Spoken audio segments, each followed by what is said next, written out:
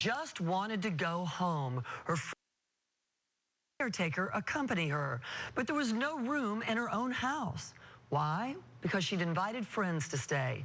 Senior investigative reporter Steve Andrews found once you do that and people move in, it becomes very difficult to get them out. Tonight, Steve tells us about a Sarasota woman struggling with terminal cancer and guests who turned into unwanted pests. I want to be home. It wasn't bad enough that 55-year-old Julia Seyffert was battling terminal breast cancer.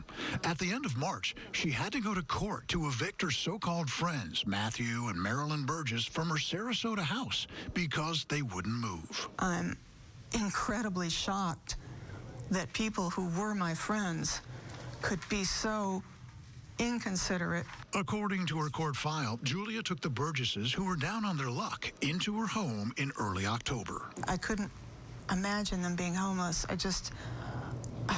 My heart went out to them. I asked them to help me keep the house clean and tidy. She says the Burgesses helped pay a portion of her utility bill for a couple of months, then stopped. Wow. According to court records, Julia was desperately ill and needed a caretaker.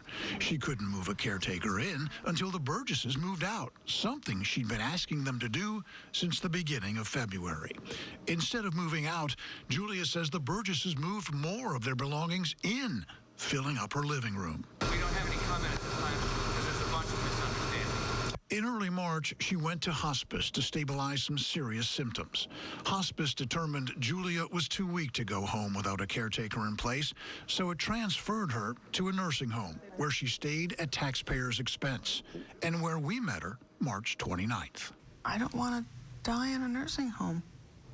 So her friend, lawyer Michael Fry, filed an eviction complaint on Julia's behalf against the Burgesses. Julia's rights and her needs trump theirs, absolutely. Because? It's her house. She wants to go home and live and die in her own home. The Burgesses didn't budge. So on the day we visited Julia, we went to her house to ask them what was up. Matthew Burgess, we learned, was home but wouldn't answer the door. On that door, handwritten letters explaining their side of the story. This one says, "It's unlawful for you to attempt to remove us or our property from this house. You must follow Florida eviction law procedures." And sadly, just based on the way things are these days, you've got to be really hesitant to try to extend that olive branch and help people out these days, because it can come back and bite you. According to Tampa attorney Mark Albin, Florida law says house guests become tenants if they stay for a prolonged period or pay any part of the mortgage or utilities. To get them out requires an eviction. That can take up to 2 months. In your last days on earth, not to be able to go ahead and expire on your own property if you want to because of some, people like this. So I think it's just egregious, and it's horrendous what they're doing. Photojournalist Gordon Dempsey caught Burgess outside early in the morning of April 2nd and asked him to call me. I'll think about that. It's a real complicated issue, and they're end-of-life issues that are much more complicated than represented. Burgess did call a few days later. While he told me they'd be gone as soon as possible, on April 9th, he filed court papers asking the judge for more time so he could hire a lawyer. It's not real. It can't be real, but it is. And it's tragic. And it's despicable. I met with the Burgesses. They called 2 days later, April 12th, and said they had a new place to live and would move that weekend. That wasn't soon enough.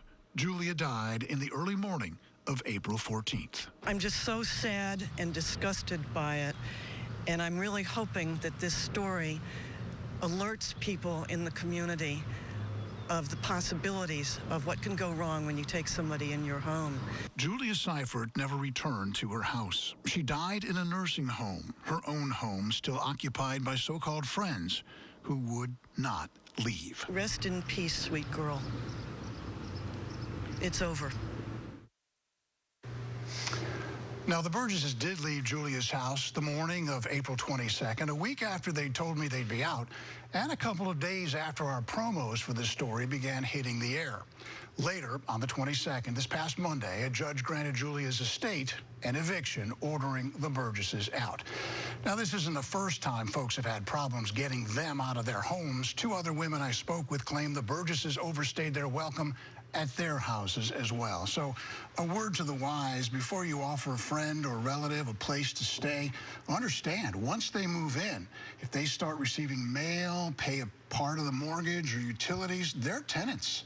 And if they don't leave when you ask, you're going to need a lawyer to help get them out. And it's not as simple as just grabbing their stuff and dumping it on the front lawn anymore, and that can put you in jail. Well, what did the Burgess tell you when you met with them? What did they have to say? Well, they said that they were looking for a place, but they couldn't find anything appropriate. They said they had provided a wonderful Christmas for Julia, helped around the house, created a family-type atmosphere, which was all well and good. But the bottom line was, she owned the home. She wanted them out. To get them out, she had to authorize legal action from her deathbed. Not quite the peaceful ending that she envisioned. No, you sit here and you think about this story. Here Julia was trying to help out people who needed a place to stay so they wouldn't be homeless, and basically she became homeless in doing so. Yeah, watch out who you invite into your house. Well, that's an important lesson we've all learned from this story. Thank you, Steve. Yep.